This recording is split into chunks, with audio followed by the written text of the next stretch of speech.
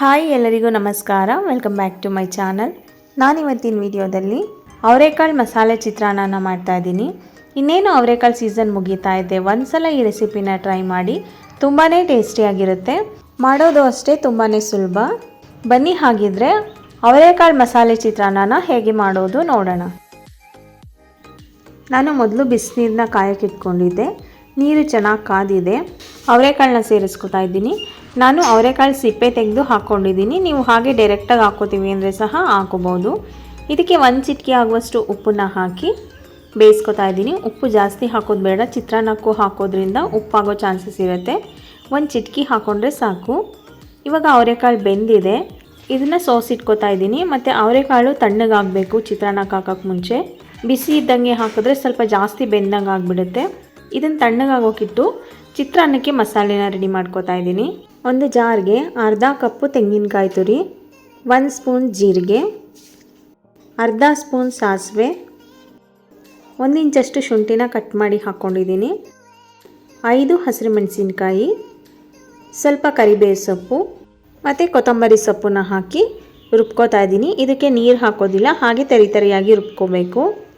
ನೋಡಿ, ಈ ರೀತಿ ತರಿಯಾಗಿ ರುಬ್ಬಿಟ್ಕೊಂಡಿದ್ದೀನಿ. ನಂತರ ಚಿತ್ರಾನ್ನಕ್ಕೆ ಒಗ್ಗರಣೆ ಹಾಕೋತಾ ಇದ್ದೀನಿ. ಒಂದು ಬಾಣಲೆನ ಬಿಸಿ ಮಾಡೋಕ್ಕಿಟ್ಟು 3 ರಿಂದ 4 ಸ್ಪೂನ್ ಎಣ್ಣೆನ ಹಾಕ್ಕೊಂಡಿದ್ದೀನಿ. ಎಣ್ಣೆ ಕಾದ ನಂತರ ಕಡಲೆಬೀಜನ ಹಾಕಿ ಫ್ರೈ ಮಾಡ್ಕೋತಾ ಇದ್ದೀನಿ. ಚಿತ್ರಾನ್ನದಲ್ಲಿ ಕಡಲೆಬೀಜ ತುಂಬ ಹೊತ್ತು ಕ್ರಿಸ್ಪಿಯಾಗಿರಬೇಕು ಅಂದರೆ ಈ ರೀತಿ ಫ್ರೈ ಮಾಡಿ ಎತ್ತಿಟ್ಕೊಂಡು ಗೊಜ್ಜಿನ ಜೊತೆ ರೈಸ್ನ ಮಿಕ್ಸ್ ಮಾಡ್ಕೊಳ್ಳೋವಾಗ ಹಾಕ್ಕೊಂಡ್ರೆ ತುಂಬ ಹೊತ್ತು ಕ್ರಿಸ್ಪಿಯಾಗಿರುತ್ತೆ. ಇವಾಗ ಕಡಲೆಬೀಜ ಎಲ್ಲ ಚೆನ್ನಾಗಿ ಫ್ರೈ ಆಗಿದೆ. ಇದನ್ನು ತೆಗೆದಿಟ್ಟು ಅದೇ ಎಣ್ಣೆಗೆ 1 ಸ್ಪೂನ್ ಸಾಸಿವೆ, 1 ಸ್ಪೂನ್ ಉದ್ದಿನಬೇಳೆ, 1 ಸ್ಪೂನ್ ಕಡಲೆಬೇಳೆನ ಹಾಕಿ ಬೇಳೆಗಳು ಸ್ವಲ್ಪ ಕಲರ್ ಚೇಂಜ್ ಆಗೋ ತನಕ ಫ್ರೈ ಮಾಡ್ಕೋಬೇಕು. ನಂತರ ಚಿಟಕಿ ಇಂಗು ಮತ್ತು ಸಣ್ಣದಾಗಿ ಕಟ್ ಮಾಡಿ ಇಟ್ಕೊಂಡಿರೋ ಈರುಳ್ಳಿನ ಹಾಕಿ ಫ್ರೈ ಮಾಡ್ಕೋತಾ ಇದ್ದೀನಿ. ಈರುಳ್ಳಿನ 1 ನಿಮಿಷ ಫ್ರೈ ಮಾಡಿಕೊಂಡ್ರೆ ಸಾಕು. ಹಾಗೆ ಇದಕ್ಕೆ ಸ್ವಲ್ಪ ಕರಿಬೇವು ಸೊಪ್ಪು ಸಹ ಸೇರಿಸ್ಕೊಂಡು ಫ್ರೈ ಮಾಡಿಕೊಂಡು ನಂತರ ಬೇಯಿಸಿಟ್ಕೊಂಡಿರೋ ಅವರೆಕಾಳನ್ನ ಸೇರಿಸ್ಕೊಂಡು ಮಿಕ್ಸ್ ಮಾಡ್ಕೋತಾ ಇದ್ದೀನಿ. ಇದನ್ನು ಜಾಸ್ತಿ ಫ್ರೈ ಮಾಡೋದು ಬೇಡ. ಹಾಗೆ ಇದ್ರ ಜೊತೆಗೆ ಅರ್ಧ ಸ್ಪೂನ್ ಅರಿಶಿನ ಪುಡಿ ಸಹ ಸೇರಿಸ್ಕೊಂಡು ಮಿಕ್ಸ್ ಮಾಡ್ಕೋಬೇಕು. ಒಂದು 3 ರಿಂದ 4 ಸೆಕೆಂಡ್ ಮಿಕ್ಸ್ ಮಾಡಿಕೊಂಡ್ರೆ ಸಾಕಾಗುತ್ತೆ. ನಂತರ ಇದಕ್ಕೆ ರುಬ್ಬಿಟ್ಕೊಂಡಿರೋ ಮಸಾಲೆನ ಸೇರಿಸ್ಕೊತಾ ಇದ್ದೀನಿ. ಮಸಾಲೆನ ಸೇರಿಸ್ಕೊಂಡ ನಂತರ ಸಣ್ಣ ಉರಿನಲ್ಲಿ ಇಟ್ಕೊಂಡು ಎಣ್ಣೆನಲ್ಲೇ 1 ನಿಮಿಷ ಫ್ರೈ ಮಾಡ್ಕೋಬೇಕು. ರುಬ್ಬೋಕ್ಕೆ ತೆಂಗಿನಕಾಯಿ ಹಾಕಿರೋದ್ರಿಂದ ಜಾಸ್ತಿ ಉರಿ ಮಾಡಿದ್ರೆ ತಳ ಸೀದೋಗ್ಬಿಡುತ್ತೆ, ಚಿತ್ರಾನ್ನ ಹಾಳಾಗುತ್ತೆ.